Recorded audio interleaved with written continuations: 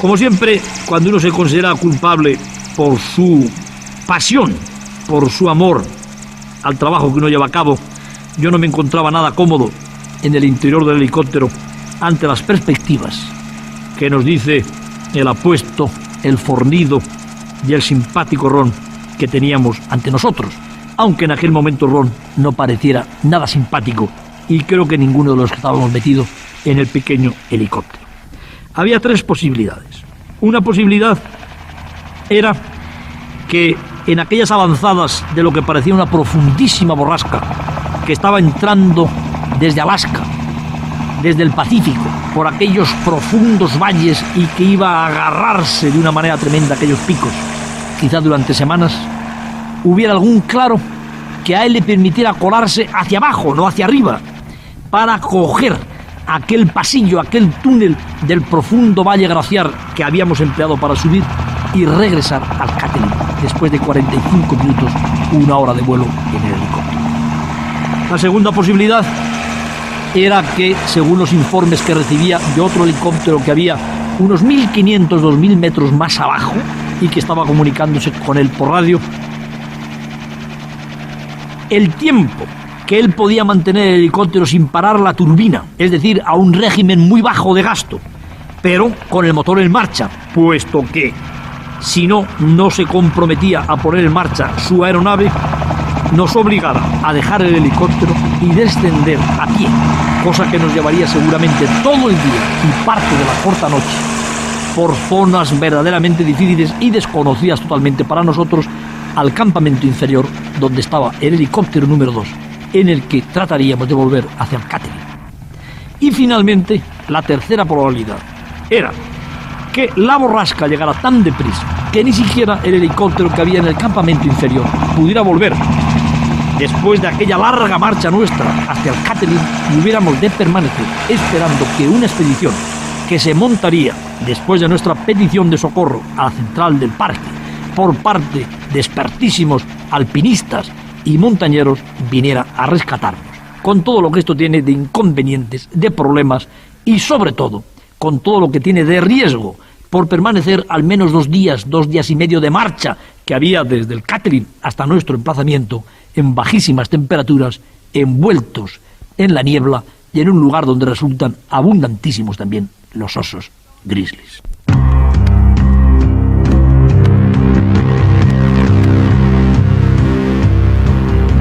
Resultaba absolutamente increíble la tensión de este hombre, de Ron, del piloto que es un hombre nacido en Whitehorse, es decir, en el norte del Canadá. Es un hombre que se hizo piloto de helicópteros precisamente para poder trabajar en estos lugares, bien sea conduciendo a montañeros, expedicionarios, sobre todo en el salvamento de montañeros perdidos. De todo esto nos iba hablando como para animarnos mientras iban viniendo hacia nosotros las terribles nubes de la borrasca, y con la particularidad de un hecho que por un lado nos llenó de si no de temor, por lo menos de inquietud, y por otro lado nos tranquilizaba enormemente. Y es que el guarda, el guía especialista en salvamentos, en rescates, que no nos había acompañado nunca, puesto que su misión no era la de ser un guía para la prospección cinematográfica de animales, sino la de un guía especializado en rescatar a personas perdidas en los glaciares, en la de conducir a expediciones perdidas, se encontraba allí y había acompañado a Ron, sopeso, y valga la redundancia, de aumentar el peso de las personas que iba a bajar el helicóptero. Había un tripulante más, aquel guía especializado en los rescates en la alta montaña. La tensión era enorme porque tan pronto como había una comunicación del campamento inferior en el cual se encontraba el helicóptero de socorro, el helicóptero número 2, en el sentido de que se acercaba un agujero en las nubes de la borrasca, Ron despegaba en una total y absoluta oscuridad. Estábamos rodeados totalmente de niebla y aquel hombre ponía el helicóptero en el aire esperando que llegara el agujero para colarse por él como un saltador de trampolín se lanza haciendo un salto del ángel desde la palanca o desde el trampolín. En las primeras informaciones que recibimos del helicóptero inferior, del campamento inferior, de que puede acercarse un agujero, y el piloto ingrávido despega el helicóptero del suelo y nos acercamos a una especie de borde enorme, de farallón, de cortadura, cuya pared granítica estamos viendo a pocos metros de las aspas del helicóptero. No llega el claro y el piloto de hacer la difícil maniobra de volver marcha atrás, volviendo aquella nave en el aire a posarse en el suelo, reducir nuevamente la potencia del motor y esperar al ralentí a que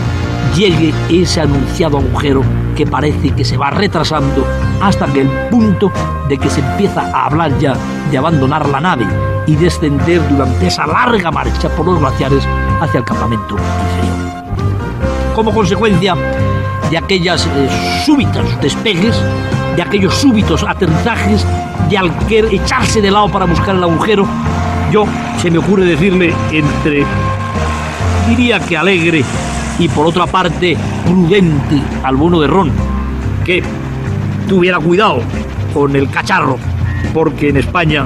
tenía 3 hijas que me estaban esperando y francamente me gustaría volver. Y entonces Ron vuelve su faz de bello escandinavo, me mira con sus profundos ojos azules sin dejar de estar atento a los mandos del aparato y me dice: yo estoy en el mismo caso, con la diferencia de que no son 3, sino 4 los hijos que me esperan en mi casa. Estaba así la situación cuando nueva llamada que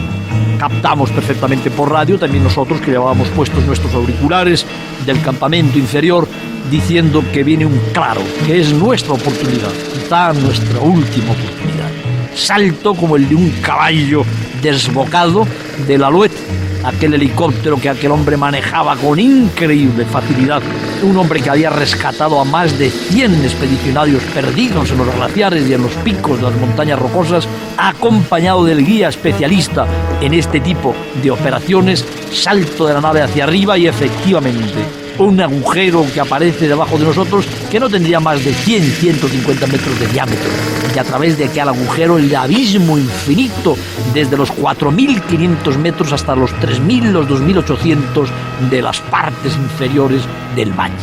Nunca en mi vida he vivido, me he sentido arrastrado en un plongeon, en un salto, en un buceo entre nubes y claros con rocas que pasaban a menos de 25 metros de las aspas tremendas de la nave, que iba cabeza abajo en posición absolutamente vertical, como uno de esos halcones que saco en la televisión con la cámara rápida para que puedan ustedes juzgar los movimientos y las emociones de un picado. Todo el mundo agarrado con manos y dientes a lo que tenía a mano,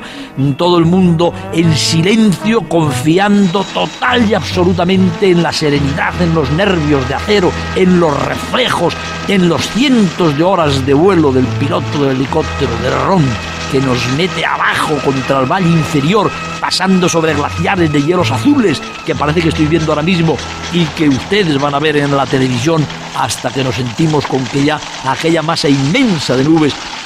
que tenía evidentemente más de 1.000 metros de espesor, se queda arriba y nosotros bajo aquel techo dulce, aquel techo maravilloso, aquel auténtico templo, aquella auténtica tienda deliciosa que eran ya las nubes, no por debajo, sino por encima de nosotros. Nos vamos deslizando rápidamente sobre un paisaje fascinante de abetos, de abedules, de praderas y de los riachuelos que descienden de los altos glaciares hacia el lago Kluane, donde estaban nuestros compañeros muertos de miedo y donde se estaba preparando ya la expedición de rescate. Pues bien, descendiendo hacia el lago Kluane, ya en la ladera sur de aquel sector de las montañas rocosas, todavía tenemos un poco de combustible, todavía tenemos la oportunidad de pasar sobre un collado en el cual ordinariamente se encuentran los muflones de Dall.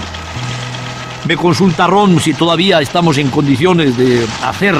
agotar nuestras últimas reservas para tratar de obtener algo, ya que no habíamos sido capaces de filmar los muflones de Dall a pie firme como consecuencia de la borrasca, ya que aquel gancho de monteros que pretendíamos hacer para meternos los carneros blancos de las montañas rocosas en las cámaras no había sido posible. Yo miro en silencio al operador, que estaba pálido, no sé por qué razón, quizá porque había pasado mucho frío, a su ayudante asienten positivamente con la cabeza y nos vamos por el collado para ver los buzones de Val.